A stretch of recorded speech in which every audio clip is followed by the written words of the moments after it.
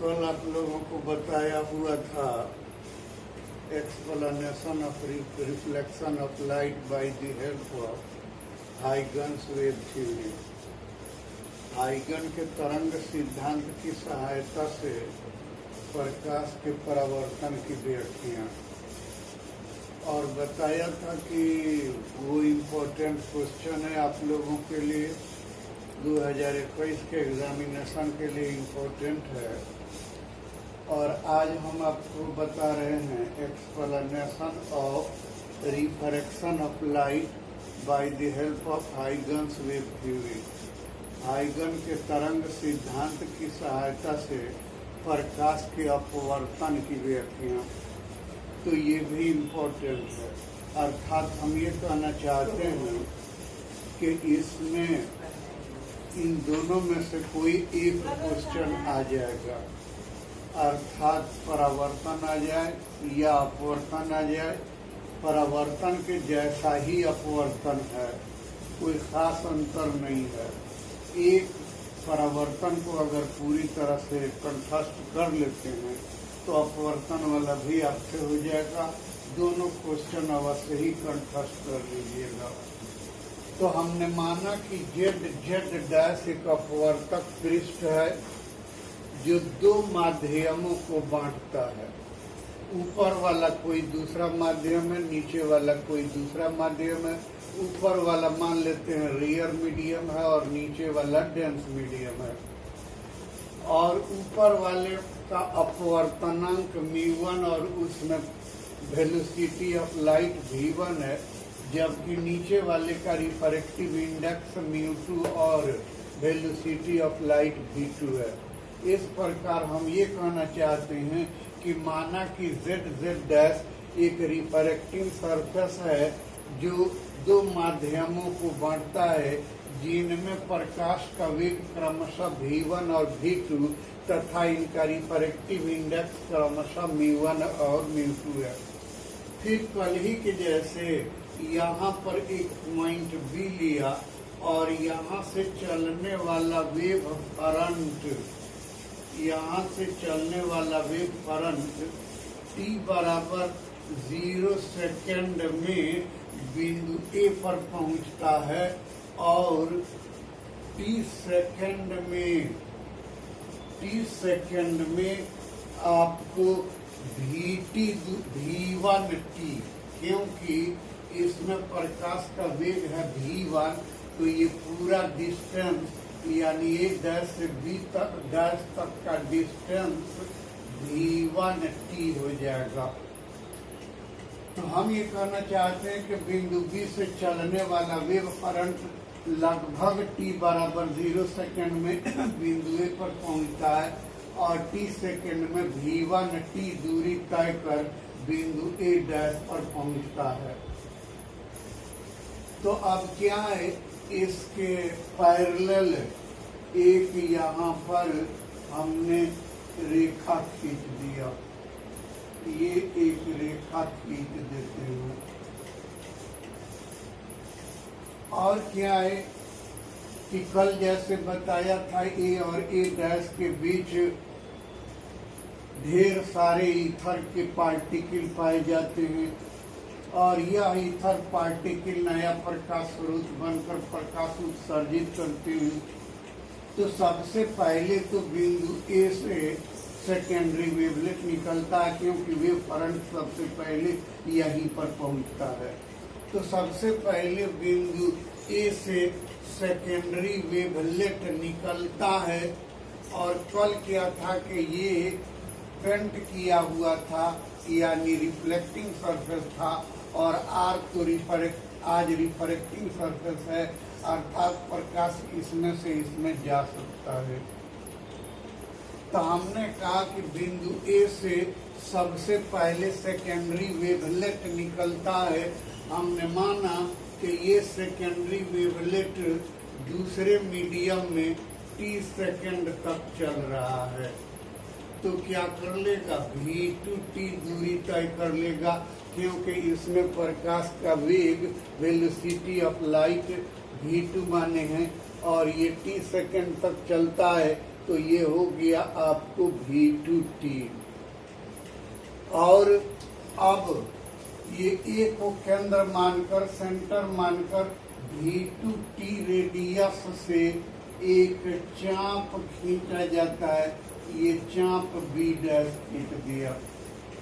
और क्या है, A डैश से B डैश पर एक स्पर्श रेखा खींच दिया जाता है, तो ये एंगल तो 90 डिग्री का हो जाएगा। कल ही के जैसे हमने कहा था, इंसिडेंट वेव फ्रंट AB पर कोई पॉइंट P लिया जाता है, और P लिया जाता है तो यानी कि यहाँ से कोई वेव फ्रंट अगर चलेगा इसके पैरेलल, तो इसके पैरेलल चलेगा तो ऐसे जाएगा। और क्या है कि ऐसे होते हुए आपको वो क्या है कि ऐसे चला जाएगा। अगर ये दोनों के दोनों सेम मीडियम होते, ये और ये दोनों एक ही मीडियम होता, यदि एयर है तो ये भी एयर होता, तो ये वेव फ्रंट तो अपने पथ पर सीधे आगे की ओर बढ़ता, और क्या है कि यहाँ पर यानी बिंदु R पर मिल जाता। अर्थात ये सेकेंडरी ये वेव फ्रंट A डैश को बिंदु Q पर काटता है। अब यहाँ से ये AB डैश के समानांतर पैरेलल एक रेखा खींचा जाता है, तो ये आ गया आपको P डैश पर, ये एंगल भी 90 डिग्री हो गया। तो इसका अर्थ ये, कल ही इसका अर्थ बता दिए थे कि इसका अर्थ ये है कि A और A डैश के बीच से निकलने वाले सभी सेकेंडरी वेवलेट जो AB डैश के पैरेलल होते हैं, समानांतर होते हैं, एक साथ A डैश B डैश पर पहुंचते हैं। अतः A डैश B डैश को रिफ्रैक्टेड वेव फ्रंट कहा जाता है।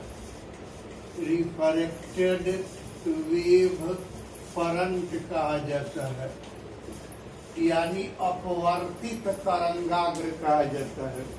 और कल ये भी बताया था कि रिफ्लेक्टेड वेव फ्रंट पर खींचा गया अविलंब रिफ्लेक्टेड रे होता है, उसी तरह से रिफ्रैक्टेड वेव फ्रंट पर अपवर्तित तरंगाग्र पर खींचा गया अविलंब AB डैश अपवर्तित किरण को निरूपित करता है, रिफ्रैक्टेड रे को निरूपित करता है। अब इंसिडेंट वेव फ्रंट AB पर एक लंब खींचा जाता है। ये लंब हमने मान लिया कि IA है, तो ये एंगल जब लंब खींच रहे हैं तो ये एंगल तो 90 डिग्री का हो जाएगा। तो ये आपतित किरण इंसिडेंट रे और ये अपवर्तित किरण रिफ्रैक्टेड रे हो गया। अगर ये माध्यम नहीं बदलता तो यह रे अपने पथ पर सीधे आगे की ओर बढ़ता और बिंदु C पर पहुंच जाता। इस प्रकार से हम कह रहे हैं कि IA इंसिडेंट रे है और AB डैश रिफ्रैक्टेड रे है, जबकि ये हमने ले लिया, वो क्या ले लिया, तो normal thorough point of incident, अर्थात आपतन बिंदु से गुजरने वाला अभिलंब ले लिया N डैश। तो यह एंगल I हो जाएगा और यह एंगल R हो जाएगा, अर्थात यह इंसिडेंट रे हो जाएगा और यह रिफ्रैक्टेड रे हो जाएगा। तो इस प्रकार अब क्या है कि यहाँ पर देख रहे हैं कि incident ray, refracted ray and normal through point of incident all are in a plane. आपतित किरण, अपवर्तित किरण और आपतन बिंदु से गुजरने वाला अविलंब तीनों एक ही तल में होते हैं और इसे अपवर्तन का पहला नियम, फर्स्ट लॉ, रिफ्रैक्शन का फर्स्ट लॉ बोलती हूँ। अब सेकंड लॉ निकालने के लिए यानी स्नेल का नियम निकालने के लिए हम लोग कल ही के जैसा शुरू हो जाएंगे। कल ही के जैसा होगा इसका भी कैलकुलेशन। I बराबर एंगल IAN, एंगल IAN बराबर angle IAB minus angle BAN, angle BAN बराबर IAB तो देख रहे हैं कि 90 डिग्री का है, 90 डिग्री माइनस एंगल BAN। और कल भी कहा था कि BAN को यानी इस एंगल को निकाल के बदला में हम लिख सकते हैं angle A'AN minus angle A'AB। तो वही कर दिया कि angle A'AN minus angle A'AB। और क्या हो गया कि imply that I is equal to the 90 degree minus, इसके बदला में तो A'AN ये तो 90 डिग्री हो जाएगा, तो minus 90 degree minus minus plus A'AB। ये 90 से 90 कैंसिल, इम्प्लाई दैट I बराबर एंगल A'AB। इम्प्लाई दैट दोनों पक्षों में साइन ले लेते हैं, तो साइन I बराबर साइन एंगल A'AB और साइन I बराबर P/H, साइन I बराबर P/H, I बराबर A'AB, A'AB। अर्थात ये एंगल आपको I के बराबर हो जाता है, I के बराबर हो जाता है। तो ये तो आपको आधार हो जाएगा, बेस हो जाएगा, ये परपेंडिकुलर हो जाएगा और ये हाइपोटेनियस यानी कर्ण हो जाएगा। तो क्या हो गया कि इम्प्लाई दैट साइन I बराबर P/H, A'B बटा A'। Imply that sine I बराबर वो क्या है कि A'B के बदला में V1T बटा A'। अब कहते कि हम लोग R की बात करेंगे। कल ही के जैसे ये निकाल लिया, सेम वैसे ही निकाल लिया। अंतर केवल इतना है कि यहाँ VT हुआ था और आज मीडियम बदलने के कारण V1T हो गया। अब क्या है कि चूंकि R बराबर, तो R बराबर आपको ये है का मतलब N'/AB', N'/AB'। Imply that R बराबर N'/AB' को लिख सकते हैं A'/AN' माइनस A'/AB'। तो वही लिख दिया कि angle A'/AN' minus A'/AB'। Imply that वो क्या है कि R is equal to the, ये तो हो गया आपको 90 डिग्री और ये हो गया angle A dash A B dash. Imply that वो क्या है कि आपको इसको ई बगल लिया देते हैं तो angle A dash A B dash is equal to the 90 minus R, इसका भी आवश्यकता है, हमें लिख लिया। अब क्या है कि in triangle A dash A B dash, आई नीचे वाला triangle A dash A B dash, A dash A B dash वी है क्या, तो इसका तीनों एंगल मिल के 180 डिग्री हो जाएगा, अर्थात angle A dash A B dash plus angle A B dash A dash plus angle A dash B dash is equal to 180 degree. Imply that A dash A B dash का मान 90 degree minus R plus angle B dash का मान 90 degree और plus angle A dash B dash is equal to the 180 degree. ये दोनों positive है, 180 होकर के कट जाएंगे। Imply that R is equal to the angle A dash B dash, imply that sin R is equal to the sin angle A dash B dash, imply that sin R बराबर, तो क्या साबित कर दिया कि R बराबर A dash B dash, R बराबर ए dash B dash, A dash B dash, अर्थात ये एंगल आर के बराबर हो गया। तो आर के बराबर हो गया तो साइन आर बराबर ए बी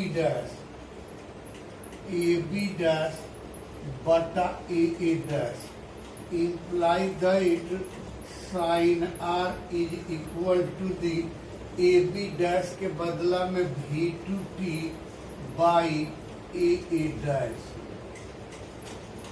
अब क्या हो गया कि नाउ ये भी चाहिए, हमें मिल गया। नाउ साइन आई बटा sine are is equal to the, sine आई बटा sine are is equal to the V1t बटा A dash into A dash बटा V2t, V1t बटा A dash into A dash बटा V2t। ये t से t कैंसिल हो जाएगा, ए डैश से ए डैश कैंसिल हो जाएगा। इम्प्लाई दैट साइन आई बटा sine are is equal to V1 बटा V2। और आप जानते हैं कि एंड V1 बटा V2 is equal to the μ2 बटा μ1। तो इसलिए imply that sine i by sine are is equal to the μ2 बटा μ1, ये μ2 बटा μ1। और क्या है कि इम्प्लाई दैट वो sine i by sine are is equal to the 1 μ2, μ2 बटा μ1 is equal to the 1 μ2। Imply that sine i by sine are is equal to the mu. imply that sin I by sin R is equal to the constant। और इसी को हम लोग अपवर्तन का दूसरा नियम या हम लोग स्नेल का नियम बोलते हैं, स्नेल्स लॉ बोलते हैं। और a certain colour of light, refraction of light का दूसरा नियम यही है कि for a certain colour of light the ratio of sine I and sine are is equal to a constant. यानी कि किसी विशेष रंग की प्रकाश के लिए साइन आई और साइन आर का अनुपात एक नियतांक होता है। इसे स्नेल का नियम कहा जाता है, जहां आई आपतन कोण एंगल ऑफ इंसिडेंट तथा आर अपवर्तन कोण एंगल ऑफ रिफ्रैक्शन है। तो कल वाला रिफ्लेक्शन